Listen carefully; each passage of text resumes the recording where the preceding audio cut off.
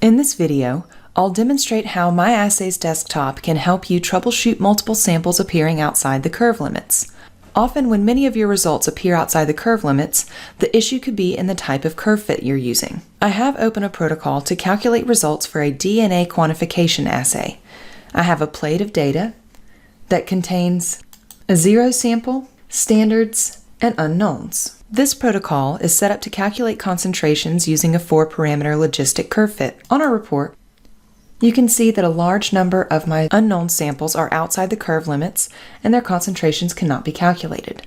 To help me visualize the spread of my results, I can use the order feature to order the results in my sample table.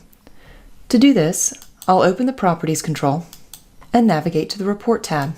I'll select the Sample Table 1 report element and tick the Order option under the Sample Data Processing settings. Once I've made that selection, additional options will appear. I'll select to order by the raw column, and I'd like the order sequence to be ascending so that the lowest raw value will appear first. Let's recalculate. Now on our report, we can see that the sample table has been organized based on the raw results, with the lowest appearing first and the highest appearing last. Our curve fit also reports several different parameters.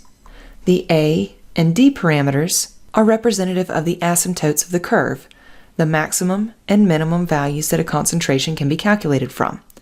In this case, you can see all of my flagged samples appear below the A parameter. Another tool that can help me easily see how many samples are outside the range of the curve is to add an evaluation table counting the number of samples that fall outside this range. To do this, I'll again open the Properties control and click on the Evaluation tab. In a new Evaluations table, I'll add the evaluation description, num out of range.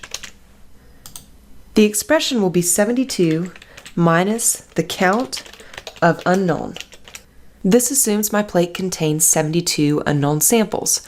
Note that if you're running a partial plate or if you're running a different number of replicates of each sample, the number should be adjusted accordingly.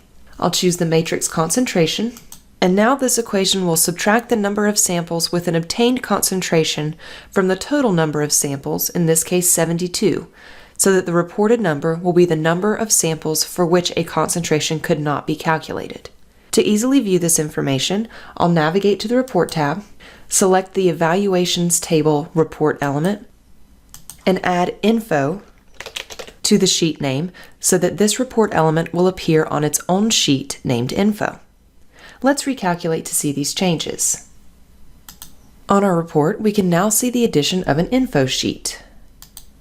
Here we can see our evaluation table, and we have 13 results that are currently out of range. Let's make some changes to the curve fit to try to improve the number of reportable samples. Again, under the Properties control, on the Transforms tab, we can select the standard curve fit transform. Under the fit settings, we can change the fit method from 4PL to best fit. This feature automatically compares multiple curve fitting methods and weighting models and applies the best fit as defined by the fit score method. I've chosen the R² with low end accuracy fit score method for this particular assay, as many of my results are at the low end of my curve. Let's recalculate. Now on our report, we can see that the 4PL fit method with a 1/x weighting model has been determined to be the best fit and has been automatically applied. To see the list of curve methods that have been compared and their resulting rank, we can scroll down to the best fit table.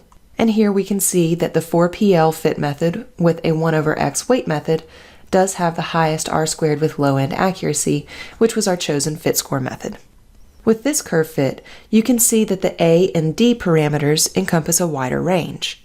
And if we scroll down to our sample table, all of our samples have reportable concentrations. And if we view our Info tab, this is confirmed by our Evaluations table, which shows 0 samples were out of range. Once we've identified the best fit for our data, to help increase the speed of your data calculations, we can change the curve fit method from best fit to 4PL and the weight method to 1/x. This way, the software only has to calculate one curve instead of the many curves calculated when you're using the best fit. So by using the tools available in MyAssays Desktop, we've added queues that will allow us to easily identify how many samples fall outside the range of the curve, and extended the reportable range of our curve using the best fit feature to apply the most appropriate fit for our data.